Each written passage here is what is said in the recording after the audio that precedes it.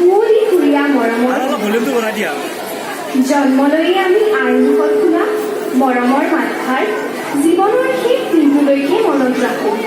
মনৰ সুখ দুখৰ ভাৱবোৰ প্ৰকাশ কৰোঁ আমাৰ মাতৃভাষা অসমীয়া। অতি প্ৰাচীন কালৰে পৰা অসমীয়া সমাজত নানা গীত মাতৰ প্ৰচলন হৈ আহিছে। এই গীত মাতবোৰে আমাৰ জীৱনৰ হাঁহি কান্দোন, সুখ দুখ, প্ৰাৰ্থনা উপাসনা, সামাজিক আচাৰ পৰম্পৰা, নীতি উপদেশ আদি সকলোবোৰ দিশৰ পৰিচয় বহন কৰে। অসমীয়া সমাজত প্ৰচলিত এই লোকগীত মাতসমূহ অতি সমৃদ্ধিশালী। সাহিত্যিক সৌন্দৰ্য আৰু আনন্দ প্ৰদানৰ উপৰিও এই গীতবোৰে জনসাধাৰণৰ জন্মৰ পৰা মৃত্যুলৈকে পালিত বিভিন্ন ধৰ্মকাৰ্য আৰু বিভিন্ন উৎসৱ পাৰ্বণৰ লগত নিবিড় সম্পৰ্ক স্থাপন কৰি আহিছে। বিষয়বস্তুৰ ফালৰ পৰা এই লোকগীতবোৰক প্ৰধানকৈ চাৰিটা ভাগত ভাগ কৰা হৈছে, যেনে ধৰ্মীয় অনুষ্ঠানমূলক গীত, সামাজিক অনুষ্ঠানমূলক গীত, কাহিনী গীত, বিদেশ বিষয়ক গীত। ধৰ্মীয় উৎসৱ পাৰ্বণত গোৱা লোকগীতসমূহেই হ'ল ধৰ্মীয় অনুষ্ঠানমূলক লোকগীত। ধৰ্মীয় অনুষ্ঠানমূলক লোকগীতৰ ভিতৰত আইনাম, হোলীগীত, শিৱ পূজাৰ গীত, লখিমী সবাহৰ গীত, শুভচুমীৰ গীত, অপেশ্বৰী সবাহৰ গীত আৰু বিবিধ পূজা পাতলৰ গীত বিশেষভাৱে উল্লেখনীয়। অসমীয়াসকলৰ লোকবিশ্বাস মতে বসন্ত ৰোগৰ অধিষ্ঠাত্ৰী দেৱী হ'ল আই মা শীতলা। বসন্ত ৰোগ নিৰাময়ৰ বাবে অসমৰ সকলো ঠাইৰে আয়তীসকলে সবাহ পাতি আইৰ নাম গায় এনেদৰে।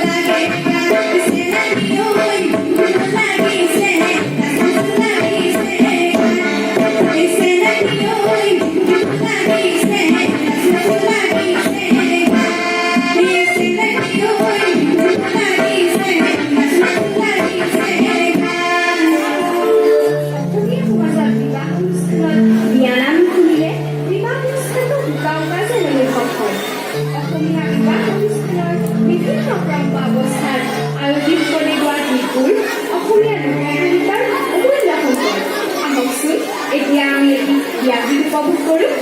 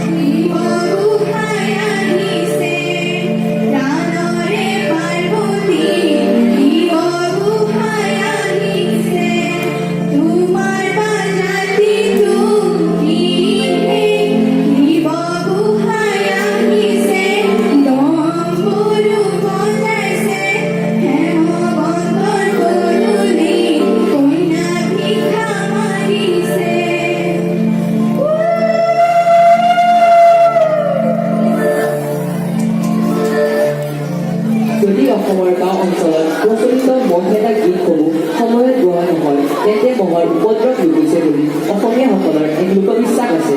এই লোকবিশ্বাসৰ ভিত্তিত মহোহক গীত গায় এনেদৰে।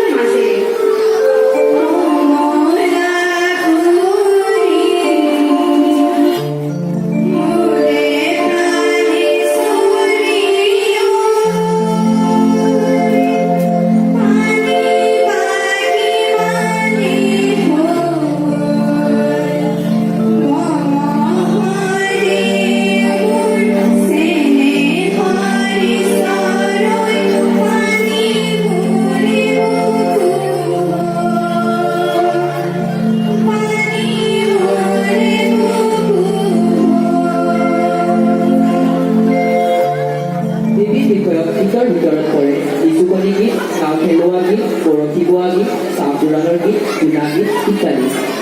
নিচুকনি গীত হ'ল ল'ৰা ছোৱালী উমলোৱা আৰু নিচুকোৱা গীত। মিঠা কোমল সুৰৰ গীতবোৰৰ যোগেদি শিশুমনক এনে এখন দিশলৈ লৈ যোৱা হয় য'ত কালৰ দৌৰাত নোলায়। শিশুৱে যি বিচাৰে তাকে পায়। আহকচোন আমি এটি নিচুকনি গীত উপভোগ কৰোঁ।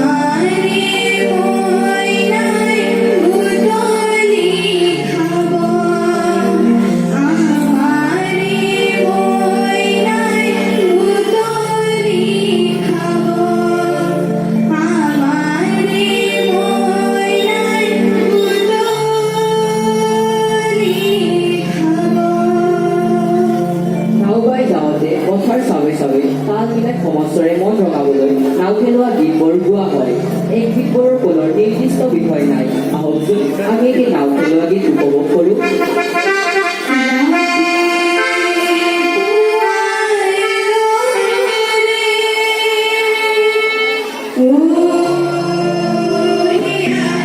Oh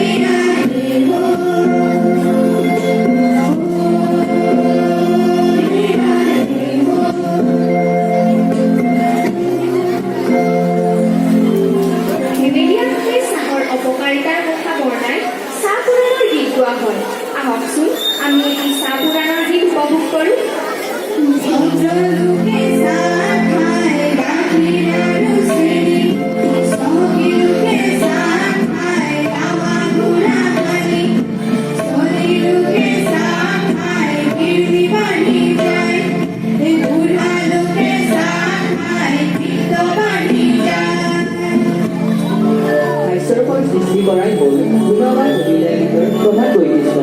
শেহতীয়া কথা থকাৰ বাবে তোমালোকৰ মাজত এই গীতসমূহ জনপ্ৰিয়তা লাভ কৰিছে। আহকচোন আমি এটি জোৰা গীত উপভোগ কৰোঁ।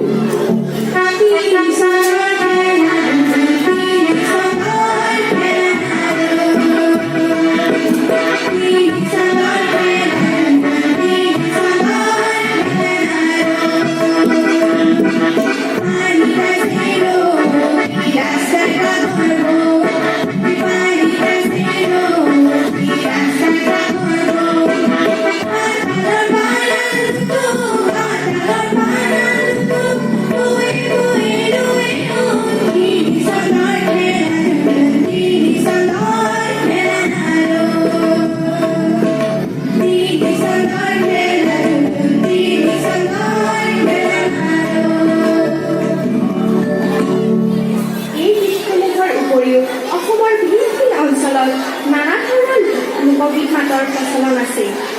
এইসমূহ গীতে অসমীয়া ভাষাগত সংস্কৃতিক সমৃদ্ধিশালী কৰি তুলিছে। এই লোকগীত মাতসমূহ অসমৰ সম্পদ। এই সম্পদস্বৰূপ গীতসমূহক আমি জীয়াই ৰাখিব পৰাটোৱে আমাৰ প্ৰত্যেক অসমীয়াৰে কৰ্তব্য। ধন্যবাদ।